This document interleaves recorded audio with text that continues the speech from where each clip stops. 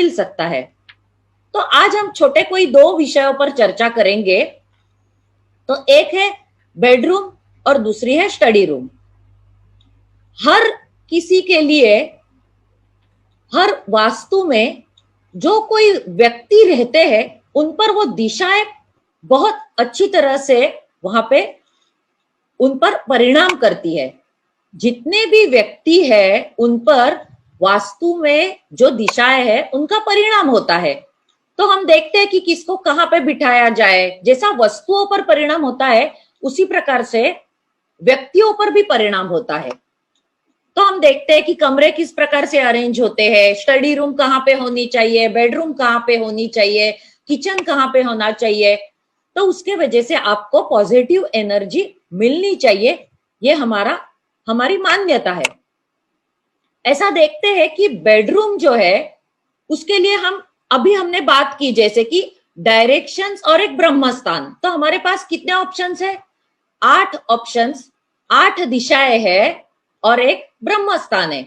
लेकिन हमने देखा कि ब्रह्म स्थान हमेशा खुला होना चाहिए। इसका मतलब है कि जब हम बेडरूम की बात करेंगे तो कभी भी ब्रह्म स्थान पर बेडरूम नहीं आएगी। जैसे अभी चर्चा की है कि ब्रह्म स्थान खुला होना चाहिए, वहां पे कोई भारी सामान नहीं होना चाहिए, वहां पे पिलर नहीं होना चाहिए। तो उसी प्रकार से किसी भी कमरे का कंस्ट्रक्शन ब्रह्म स्थान में नहीं किया जाता है तो बेडरूम का कंस्ट्रक्शन भी हम ब्रह्म स्थान में नहीं करेंगे। तो हमारे पास ऑप्शंस रह गए ये 8 दिशाएं, 4 मुख्य दिशा और 4 उपदिशा। अब वास्तुशास्त्र के नियमानुसार ऐसे बताया है कि घर का जो कर्ता पुरुष है, मेन हेड पर्सन, उसकी जो बेडरूम होती है वो नैऋत्य दिशा में हो। साउथ वेस्ट दिशा उसके लिए दी गई है। यहाँ पे पृथ्वी तत्व है, वो जो मेन पर्सन है वो स्टेबल है, उसको जिम्मेदारियां निभानी है। तो ऐसा मानते हैं कि नैऋत्य में, आइडियल वास्तु में नैऋत्य साउथ वेस्ट में बेडरूम होनी चाहिए। लेकिन मानते हैं कि चलो यहाँ पे आपको बेडरूम नहीं मिलती है, जरूरी नहीं है कि हर कंस्ट्रक्शन में आपको नैऋत्य में ही बेडरूम मिले। तो ऐसे में आप क्या करेंगे? हमारा जो अभिजीत प्रतिष्ठान है वहां पे हम डेस्टिनी मैनेजमेंट ये बात दोहराते हैं कि यदि आपको कोई विपरीतता मिलती है तो वो उस विपरीतता को आपको किस प्रकार से कन्वर्ट कर लेना है या तो उससे कैसे बचाव करना है। जैसा हम कहते हैं कि yes, no and not now, उस प्रकार से हम जो बेडरूम की बात कर रहे हैं, कपल्स के लिए बेडरूम की बात कर रहे हैं, यदि नैऋत्य कोने में आपकी बेडरूम नहीं है, अन्य कहीं प्रभागों में है, तो असर किस प्रकार से पड़ेगा या तो आप उसका बचाव किस प्रकार से करेंगे। तो अब हम शुरू करते हैं ईशान्य की ओर से। नॉर्थ ईस्ट डायरेक्शन ईशान्य। मान लो कि किसी की बेडरूम ईशान्य दिशा में है। अभी ईश तत्व सबसे सुंदर ये पोजीशन है, ये प्रभाग है, अध्यात्म से जुड़ा हुआ है, पूजा पाठ से जुड़ा हुआ है, पढ़ाई से जुड़ा हुआ है। तो एक बात है कि यहाँ पे बेडरूम कभी नहीं होनी चाहिए, लेकिन मान लो कि है वो बेडरूम, तो आप क्या करें? तो ये एक बात है कि ऐसा कहते हैं कि यहाँ पे संकट आ जाते हैं, यहाँ पे बेडरूम होने से उन्नति नहीं होती है। तो असल में ये बात है कि ये जो पूजा पाठ वाला आध्यात्मिक कोना जो है उसमें यदि युवाओं की बेडरूम है जो अभी मैरिजेबल एज में आए हैं तो उनके मन में रोमांटिक फीलिंग जागृत होना, इसमें ही दिक्कत आ जाएगी क्योंकि ये दिशा अध्यात्म से जुड़ी हुई है। बिना वजह कोई भी आध्यात्मिक हो सकता है। तो ऐसे में वो अपने विवाह को विलंब करेंगे, ना करेंगे, उनको ऐसा नहीं लगेगा कि हमारा विवाह हो। तो युवाओं के लिए जिनके मैरिज होने बाकी है उनके लिए ये बेडरूम अच्छी नहीं साबित होगी।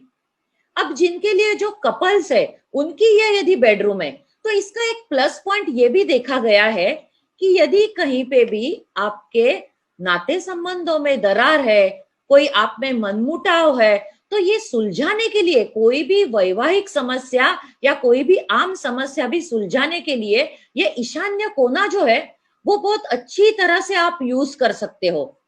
तो यदि वैवाहिक जीवन में कोई समस्याएं है, कपल्स को उनको सुलझाना है तो ये बेडरूम का उपयोग वो जरूर कर सकते हैं।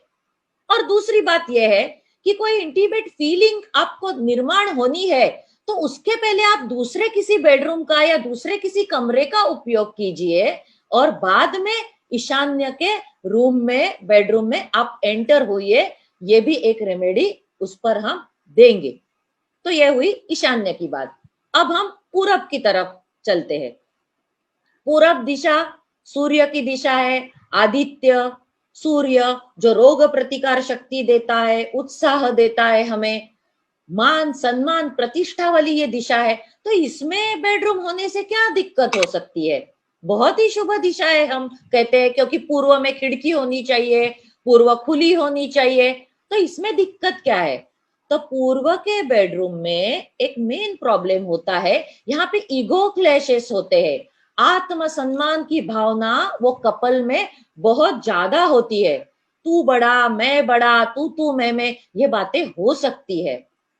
तो यहाँ पे आपको सावधानी रखनी है। यदि मान लो किसी कपल को पूर्व की बेडरूम मिलती है तो अपने कोई भी ऐसे फैमिली मैटर, ससुराल मैके वाले किसी नाते संबंधों को लेकर जहां पे आपका ईगो प्रॉब्लम निर्माण होगा, वो कोई भी बातें वहां पे करना आप टाले, आपका वो वातावरण बनाए रखे। यदि आप ईगो क्लैशेस को संभालने में कामयाब हो जाते हो तो आपको ईस्ट की बेडरूम ज्यादा तकलीफ नहीं देगी। उसके बाद आती है साउथ ईस्ट की दिशा, अग्नेय। देखो यहाँ पे रंग भी कैसा दिया है, लाल कलर, भड़कीला लाल रंग। अग्नि, अग्नि कैसे होता है? अग्नि तप्त होता है, गर्म होता है। तो ये क्या हुआ, यहाँ पे क्या होगा? सिर्फ ईगो क्लैशेस नहीं है। अब आप इसमें समझ जाएंगे कि डिफरेंस कैसा है। यहाँ पे एक्चुअल आर्ग्यूमेंट्स और डिस्प्यूट्स जो है वो फाइटिंग में बदल जाते हैं। तो अग्नेय दिशा का बेडरूम होना, यहाँ पे ये निगेटिविटी है। वास्तु में हम प्लेसमेंट में वहां पे अग्नि का प्रकोप नहीं हमें चाहिए, हम वहां पे किचन रखते हैं हमेशा। लेकिन यदि साउथ ईस्ट की बेडरूम है तो कपल्स ने अपने जो डिस्प्यूट्स है, वो झगड़े हैं, उनको कभी भी अग्नेय के बेडरूम तक नहीं लाना चाहिए। वहां पे ऐसे कोई तू मैं की शुरुआत नहीं करनी चाहिए, क्योंकि ये डायरेक्ट आपकी फाइटिंग में बदल सकता है। ये बात आपको ध्यान में रखनी है। उसके बाद आती है दक्षिण की बेडरूम। अब ये दक्षिण दिशा जो है जिम्मेदारी वाली दिशा है, जिसमें हमने कर्म स्थान रखा है ज्योतिष शास्त्र में, 10th हाउस। यहाँ पे उगता हुआ जो सूर्य है वो माथे पे होता है। मान सम्मान प्रतिष्ठा, हर जगह से आपको सम्मानित होना, बहुत अच्छी अच्छी बातें हमको 10th हाउस में देखने मिलती है दक्षिण दिशा में। तो ये दक्षिण दिशा जो है, यहाँ पे यदि आप बेडरूम करते हो तो एक ही दिक्कत है, ये कार्य क्षेत्र से जुड़ा हुआ क्षेत्र है, आपका कर्म स्थान है। तो ऐसे में ये होता है कि जो भी कर्ता पुरुष है वर्कोहोलिक हो जाता है, एक्टिव मेंबर है, करियर ओरिएंटेड है, वो अपने पूरे कार्य क्षेत्र से जुड़े हुए जो बातें हैं, अपना लैपटॉप, अपने टेंशन्स, वो सभी बेडरूम में लेके आता है और ये बेडरूम को कार्य क्षेत्र का स्वरूप दे देता है। तो आप हस्बैंड वाइफ में टाइम देने की वहां पे क्या होगी, प्रॉब्लम आ जाएगी। अपने ऑफिस के पूरे टेंशन्स यदि आप अपने बेडरूम तक लेके आओगे, लैपटॉप लगाकर वहां पे घंटों काम करोगे, तो आपका वैवाहिक जीवन असंतुष्ट हो सकता है। तो यहाँ पे ध्यान में रखना है कि किसी भी प्रकार से आपको 10 बजे से पहले, 9 बजे से पहले आपका पूरी तरह से ये बंद कर देना चाहिए। ऑफिस का कोई भी काम यहाँ पे आप नहीं लेके आएंगे, अन्यथा वैवाहिक जिम्मेदारियां निभाने के लिए ये दक्षिण दिशा की बेडरूम ठीक है। उसके बाद हमने कहा था कि नैऋत्य साउथ वेस्ट की बेडरूम ये होनी चाहिए। फिर भी यहाँ पे एक चेतावनी जरूर है, क्योंकि अष्टम स्थान यहाँ पे आता है ज्योतिष शास्त्र में, जहां पे हम गुप्तता देखते हैं, हिडन थॉट्स है, क्रुएलिटी है। तो ये जो क्षेत्र जो है पृथ्वी तत्व को क्रौर्य दिया गया है, क्रुएलिटी है पृथ्वी तत्व के पास। तो जिसको हम कहते हैं कि हिंसा, पशुतुल्य वर्तन जो है वो यहाँ के बेडरूम में देखा जा सकता है। यानी कि क्या होगा, फोर्सिबल रिलेशन। कभी कभी ऐसे होता है कि कपल्स मिसमैच होते हैं, तो उनमें हार्मोनियस रिलेशन नहीं होता है। जोर जबरदस्ती पे कोई उतर आएगा कि ये मेरा अधिकार है, मेरा हक है, तो यहाँ पे ये बात हो सकती है कि नैऋत्य के बेडरूम में हिंसा पलती हो, आपकी प्रवृत्ति चेंज हो जाती है, किसी पर आपको ऐसे लगता है कि मेरा हक है यहाँ पे। तो ऐसा नहीं होना चाहिए। विवाह संबंध में पति पत्नी दोनों समान भागीदार है, सभी को समान अधिकार है, और उस अधिकार से ही वो अपना आनंद ले पाते हैं।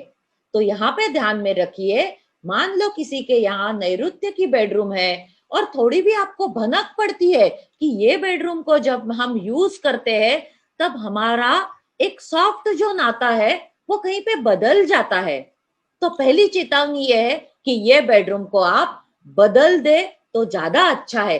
कहीं पे भी आप बेडरूम करो, लेकिन यहाँ के हिंसा से आप बचिए। जो भी हम कभी देखते हैं, डाउरी डेथ है या किसी भी प्रकार की हिंसा है, किसी को तकलीफ देना है, वो ये साउथ वेस्ट की बेडरूम में ज्यादातर देखा जाता है, तो इससे हमें बचना चाहिए। तो जैसे ही हमने पहले भी कहा था, अभी भोसले सर ने जो वास्तुशास्त्र और वस्तुशास्त्र इनका उल्लेख किया था, तो जो बातें हम देखते हैं उसमें एक लॉजिक लगाया है कि हर जगह पे जनरल वास्तुशास्त्र का उपयोग हमें नहीं करना है, उसमें और स्पेसिफिक क्या करना है वो देखना भी हमारा काम है, जिसके वजह से हमारे क्लाइंट को बहुत ज्यादा फायदे मिल सकते हैं। अब हम जाएंगे पश्चिम की तरफ।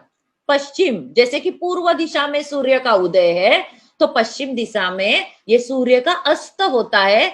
इसमें हमने ज्योतिष शास्त्र में तुला राशि रखी है। ये जो प्रदर्शन है, एग्जीबिशन है, इसका भाव है ये प्रभाग जो आता है, एग्जीबिशन है, श्रृंगार भाव है यहाँ पे।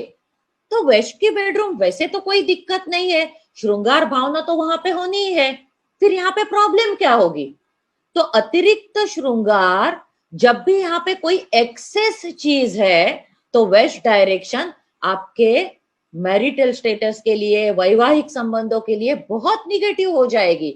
जैसे कि हम देखते हैं कि कोई एक्सटेंशन और कट, तो वेस्ट की बेडरूम यदि है तो वहां पे आप बहुत ज्यादा श्रृंगारिक नहीं बनाएंगे। वो किस प्रकार से? तो बहुत ज्यादा आईने वहां पे नहीं लगाएंगे आप। वहां पे यदि कोई एक्सटेंशन में एक बालकनी है तो वो बालकनी भी आपको निगेटिव साबित हो सकती है, क्योंकि श्रृंगार भाव यहाँ पे बढ़ जाएगा। एक्स्ट्रा मैरिटल रिलेशंस हो सकते हैं, चीटिंग हो सकता है, ये मैन्युपुलेशन ऑफ लव हो सकता है, यहाँ पे दिखावा बहुत ज्यादा है।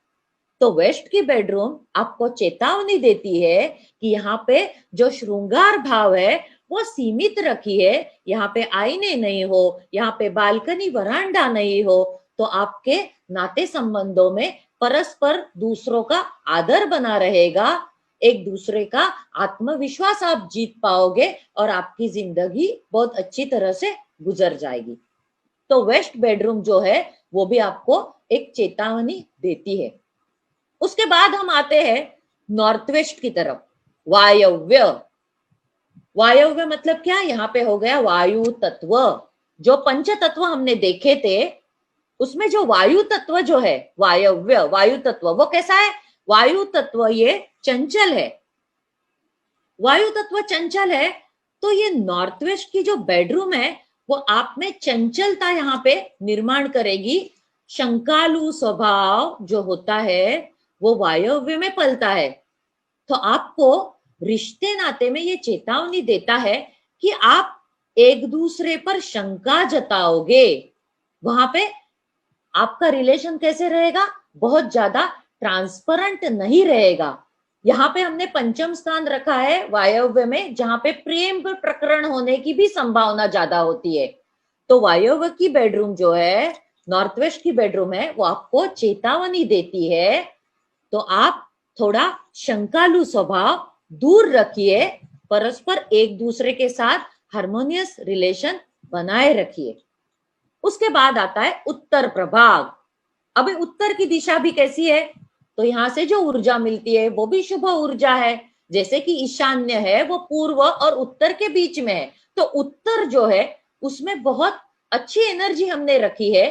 तो माना जाता है कि जो उत्तर की बेडरूम जो है वहां पे लेटर हाफ वाले कपल्स को यदि रखते हैं हम तो बहुत ज्यादा अच्छा होता है 50+ वाले लोगों को, क्योंकि क्या है उनकी अभी वैवाहिक जीवन की आयु जो है वो एक पड़ाव उनका पार हो चुका है। अब बुद्धिजीवी वर्ग को जैसे हम यहाँ पे बिठाते हैं तो चर्चा करना है, पढ़ाई करना है, कुछ अध्यात्म भी उसकी भी सोच है, ये बातों के लिए ये बेडरूम अच्छी है।